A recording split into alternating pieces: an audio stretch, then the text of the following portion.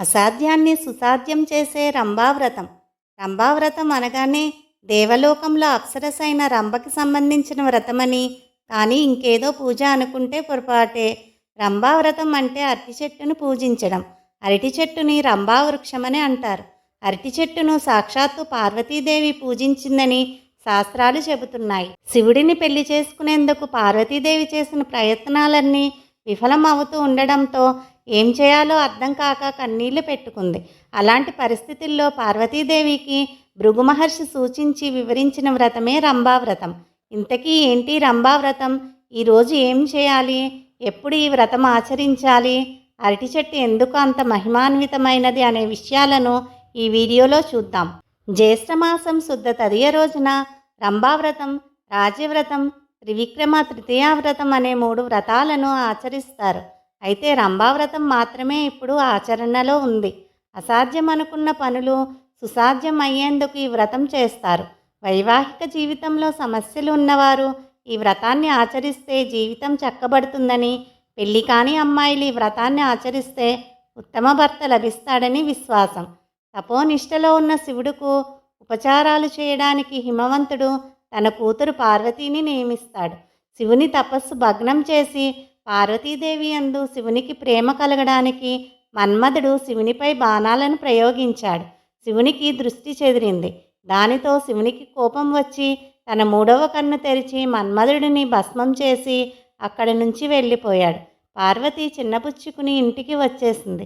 తల్లి ఎదురుగా వచ్చి ఆమెను చూసి వివరం అడగగా పార్వతీదేవి విచారిస్తూ జరిగిన విషయం తెలిపింది. తల్లి ఓదార్చి ఆమెను తండ్రి అయిన హిమవంతుని వద్దకు తీసుకుని వెళ్ళింది. ఇంతలో అక్కడికి సప్తఋషులు వచ్చారు. వారికి హిమవంతుడు తన కూతురు సంగతి చెప్పాడు. అప్పుడు ఆ మునులలో భృగు మహర్షి ఆమెను ఒక వ్రతం ఉంది, నీవు ఆ వ్రతం చేస్తే శివుడు నీకు భర్త అవుతాడు అని పలికాడు. అప్పుడు పార్వతి ఆ మహర్షులను ఆ వ్రతమును ఎప్పుడు ఎలా చేయాలి అని అడిగింది. దానికి ఆ మునివర్యులు ఈ విధంగా చెప్పారు. బిడ్డ, ఈ వ్రతాన్ని పెద్దలు రంభావ్రతము అని అంటారు. రంభ అనగా అరటి చెట్టు. ఈ వ్రతాన్ని జ్యేష్ఠశుద్ధ తదియ నాడు చేయాలి. ఆనాడు ఉదయాన్నే తలస్నానం చేసి అరటి చెట్టు మొదట ముగ్గులు పెట్టాలి. రంభకు అధిష్టాన దేవత సావిత్రి కనుక అరటి చెట్టు కింద సావిత్రిదేవిని పూజించాలి. అంతటా పార్వతి, మహాశయ, అరటి చెట్టుకు సావిత్రీదేవి అధిష్టాన దేవత ఎలా అయింది అని అడిగింది. దానికి సమాధానముగా భృగువు ఇలా అన్నాడు. బిడ్డ, సావిత్రి, గాయత్రి అని బ్రహ్మదేవుడికి 2 భార్యలు. సావిత్రీదేవి సౌందర్య గర్వం చేత ఒకసారి బ్రహ్మ వద్దకు వెళ్ళడం మానివేసింది. గాయత్రి ఆమెకు చాలా దూరం చెప్పి చూసింది.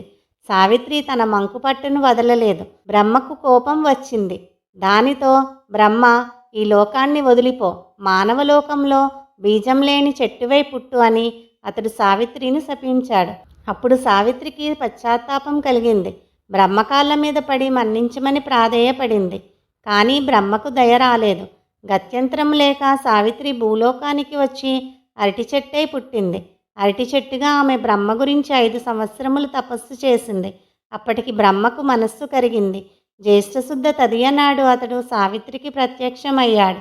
నీవు ఒక అంశతో అరటి చెట్టును ఆశ్రయించుకుని ఉండు.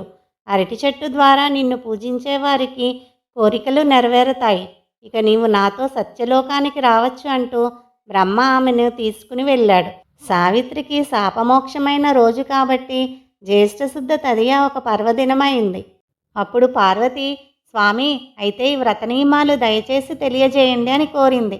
అందుకు భృగు మహర్షి, బిడ్డ, అరటి చెట్టు మొదలను నీరు పోయవలెను. అరటి చెట్టు కింద అలికి ముగ్గులు పెట్టి మండపం వేయవలెను.